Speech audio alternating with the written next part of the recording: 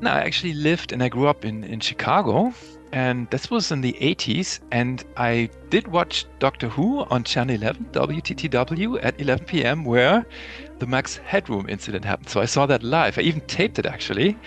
Yeah, so that was already really, really interesting when that came up. This is the voice of Emma, representative of the Ashdown Galactic Command, speaking to you. I didn't know about the Southern TV incident until 2019, when I got a really strange phone call from a guy who was also interested in solving the mystery song. And yeah, he told me, yeah, I have the solution. And we have to meet in Hamburg, and we have to meet with Paul Baskerville. And I will tell you exactly what happened with the mystery song. I know everything about it. And I said, well, I cannot travel from Berlin to Hamburg just on a hunch. You need to tell me a little bit more. And he said, yeah, but, before I do that, I need to find out if you're open to, alternative stories and mysteries and things like that. And I said, yeah, I'm open to anything. You can tell me what you want. I listen to anything. And he said, yeah, And then he started about parallel universes and time travel. And he told me, very clearly that the song was a #1 hit in a parallel universe. And that people had, by accident, left the cassette when they came to our universe, and that the intergalactic police or whatever that was supposed to, get rid of these artifacts, they didn't do a good job, and that's how the tape basically wound up here in Germany or whatever it was played. And I said, okay, that's interesting. And he said, yeah, and there's proof because have you heard about the Southern TV incident?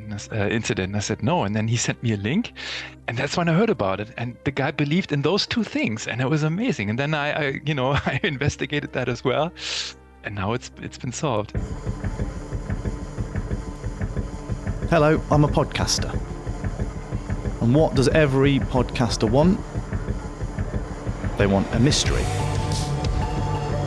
A rabbit hole that they can dive into and take you along with them. Excuse me, sorry. Do you have like a corkboard sort of pinning thing? That's the rather predictable sound of me buying a corkboard and some of that red string that you see detectives use.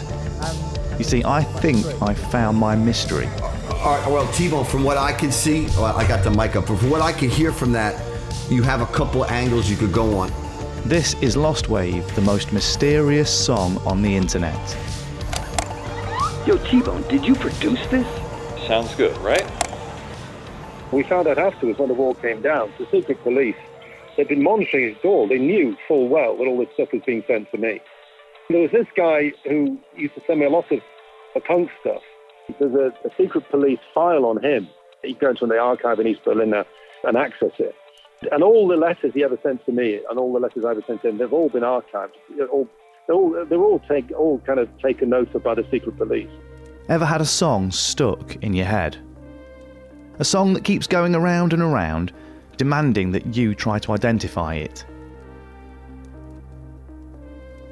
I'm sure most of you have. It's such a common thing. We even have a name for it, earworm. Sometimes we're able to rack our brains and figure out what the song is from the little snippet that's been in our heads. Other times we might hear that same song on the radio, on TV or online, and suddenly, serendipitously, we're reminded of exactly what it is. Then there are songs that we overhear and want to know what they're called and who they're by. We're compelled to try and identify them. That's what Shazam's for, right? Now, normally we can find something to help identify that song. A snippet of melody can be enough. A lyric is even better. We might even have part of the title or an idea of who the artist might be. And if all else fails, there's Google. And most earworms are resolved eventually. A few days, weeks, months, maybe even years. What's extraordinary about this earworm, though, is that it's still unidentified after 40 years. And it's not even an earworm, really. We have the whole song available to listen to whenever we want. And I can play it for you in full because if anyone claims copyright on it, then the mystery is solved.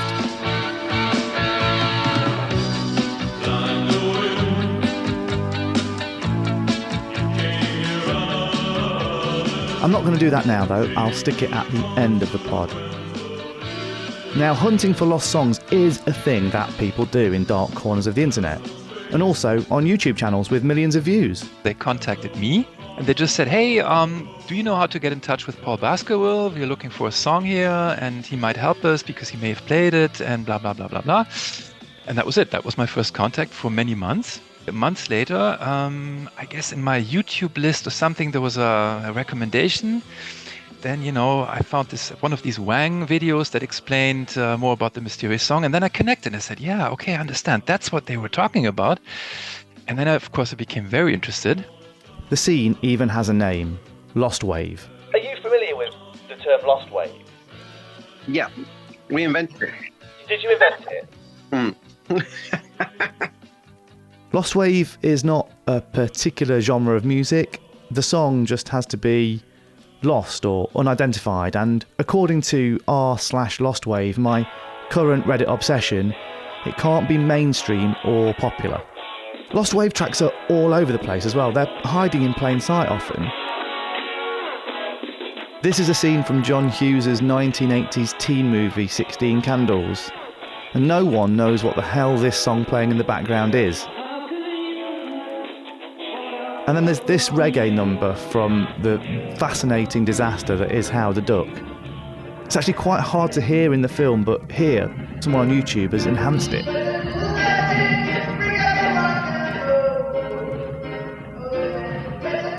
But the most mysterious song on the internet is the holy grail of Lost Wave songs.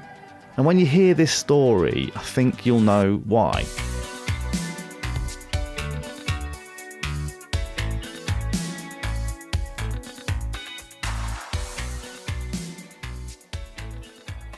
It's 1984.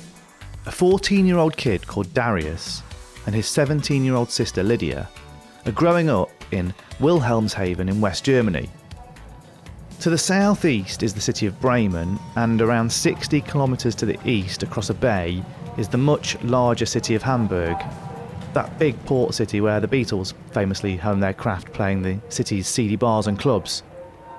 Darius and Lydia are obsessed with music, and they've got pretty cool taste too. This is from a Reddit Q&A Darius and Lydia did a few years back. My sister introduced me to the right music at an early age. Otherwise, I might have listened to modern talking instead of modern English. And this is Lydia speaking to a local community radio station called Radio Jade. Here, Lydia is played by my wife, Holly. Thanks, Izzo. We got into New Wave relatively early on, and then enjoyed bands like Depeche Mode and Simple Minds, The Cure, U2, the better known ones, and then lots of unknowns. Circa 1984, these two music obsessives from this little town in northern West Germany do what most of us did back then. They'd turn to the radio. Specifically, NDR, Norddeutscher Rundfunk, which sounds rad. Darius would tape the songs he liked off the radio. He'd then copy these recordings to other cassettes. The guy made mixtapes. Who doesn't love a mixtape? The cassettes were then cross-recorded in order to have a good tape that you could show off, because that was also something that defined you if you were into music. There were no playlists, and you could really score points with a cool mixtape. I think it was played on that show, on NDR1, on Musik für junge Leute. My name is Hilmar Kraft, and I run an archive on Paul Baskerville's show at NDR Radio. Darius is quite sure that he recorded it in the afternoon. He is sure it was still daylight, and it was in September, so I mean it could have been in the early evenings, but it's more likely it was in the afternoon. So I think it was on that show. This is famous Yamaha synth on it, where we said this just came out in that period. It was brand new, especially in 1984. Nobody could have afforded it, especially not in East Germany. The broadcast date, we all think late 84, so sometime between September, October, something like this. One night around this time, he's finishing up his recording for the night and he's writing down the names of the tracks and the artists. Check out the jams on this cassette. Heaven 17, Sunset Now. Depeche Mode, Master and Servant. Malcolm McLaren, One Fine Day. This tape is excellent. I told you they had good taste. Simple Minds, Up on the Catwalk. Corey Hart, I Wear My Sunglasses at Night. Ray Parker Jr., Ghostbusters. Golden Earring, Twilight Zone. Question Mark, Blind the Wind. Captain Sensible, What? The Dominatrix Sleeps Tonight. Hang on, what was that track? Blind the Wind. Question Mark, Blind the Wind. Question Mark is not some early meta band name in this case. Darius doesn't know, so he simply writes a question mark on the cassette. It's okay because it's a cool song and someone will play it again, right? But no one ever does.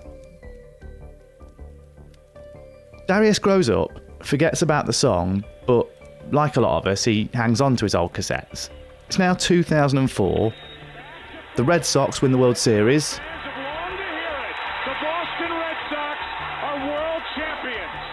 Lance wins his 6th tour.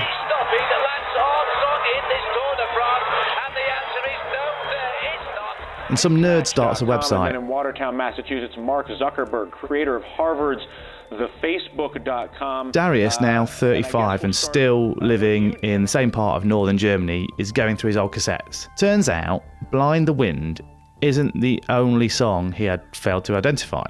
I think he still had about 10 or 12 unknown songs in 2004. He then digitized them. This is what Lydia told Radio Jade. There was already the internet, everything was there, computers, the possibilities were there. And then the question was, how do we find out who plays or sings these songs? He found a lot of the other things on the internet because he understood the text. And at some point in the early 2000s, all these lyric sites appeared and many, many things were found. Then we thought about what to do with the unknown songs. That's when I had the brilliant idea of giving my brother a domain for Christmas. Or his birthday, I can't remember exactly. He created a bit of internet space in a completely secret operation.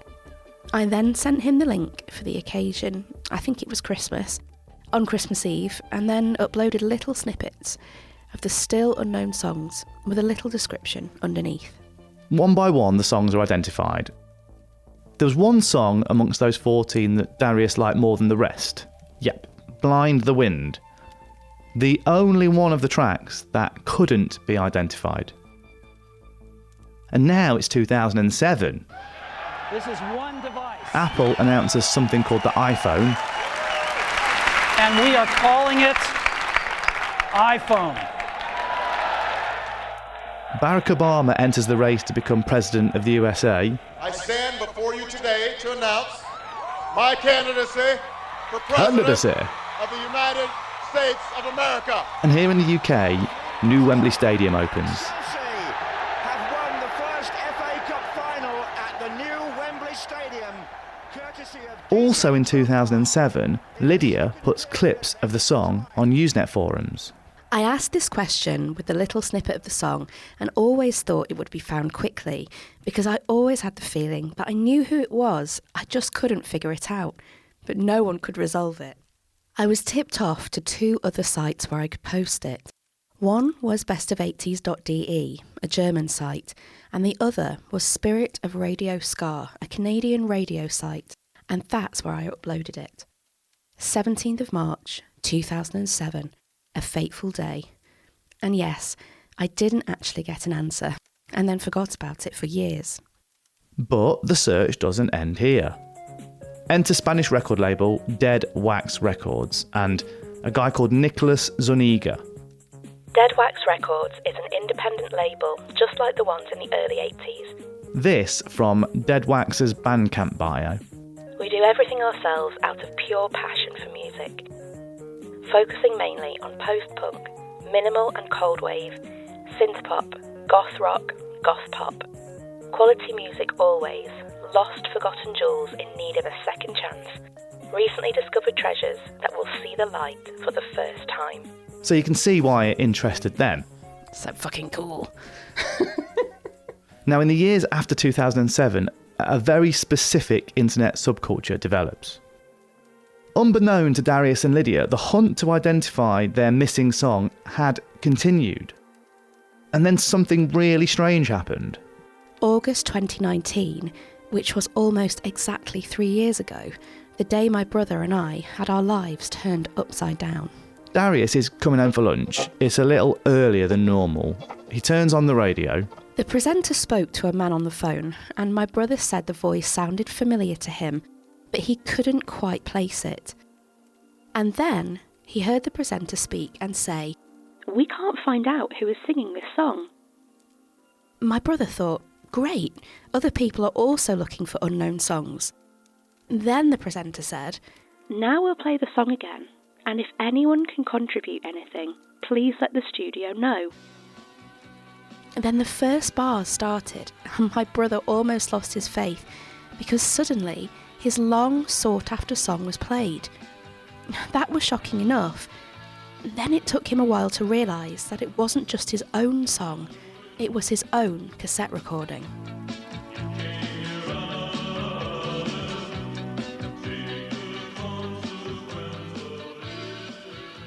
Darius was hearing the very same cassette recording that he'd made 35 years earlier. And he was learning that a whole bunch of people on the internet were trying to solve his mystery as well. I've been very active on one of the key forums on Discord, and there were some amazing people there. Unbelievable to the lengths they went through. I mean, I think they contacted more than 500 bands, DJs, producers, journalists. Here's what happened. Nicholas Zuniga, the guy from Dead Wax Records, developed a real interest in the song. He then passed his passion for it onto a friend in Brazil, Gabriel da Silva. Da Silva eventually pulls the trigger. He uploads the song to YouTube. By this time, people are calling it Like the Wind, by the way. Blind the Wind, according to Darius, came from the fact that English is not his first language. Back to Gabriel. He uploads the song, he waits, there's no copyright claim. And the song is published on one of the biggest platforms of them all. From here, there's a bit of interest in it, and the song finds its way into places like Rolling Stone magazine. There are even versions of the song on YouTube that have 4 million views. But, despite all that interest, no one has been able to identify it. What makes this particular song such an obsession for people?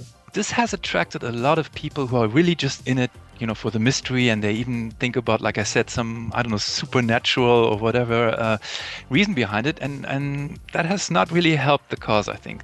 Why does it fit this lost wave mold so perfectly? This chord progression, everything, it could have been a hit, but obviously it has been forgotten, and I think that's part of the mystery. Why did this band or this song not make it big? And maybe that's one of the reasons. There's a story here that remains untold. There's Darius' story, which lacks the ending many of us want it to have. But what about the story of who is behind the track? Were they a band from behind the Iron Curtain that perhaps know nothing of this interest? Or are they a household name whose early demo tapes have never been traced back to them? This mystery remains unsolved. It might stay unsolved, but I have just bought that corkboard and some string. Hi there. Sorry, do you speak English at all? A little bit. Okay. Is this the press office for Neue Deutsch Rundfunk? Yes, it is. The guy who recorded the cassette tape, he used to record these shows from our radio station on a regular basis. And the thing is that there were very few people playing that kind of music at the time on German public radio. Right. It's not like the BBC. You know what? It's not like John Peel and his cohorts. They were always kind of very hip and had this massive recognition and full support of the BBC. Whereas you've got to imagine, with us, it was kind of more underground in the sense that it wasn't forbidden what we were doing, otherwise we wouldn't be doing it. It was more like we were getting away with playing it. Do you think you played it, or what do you reckon? I think it's highly likely.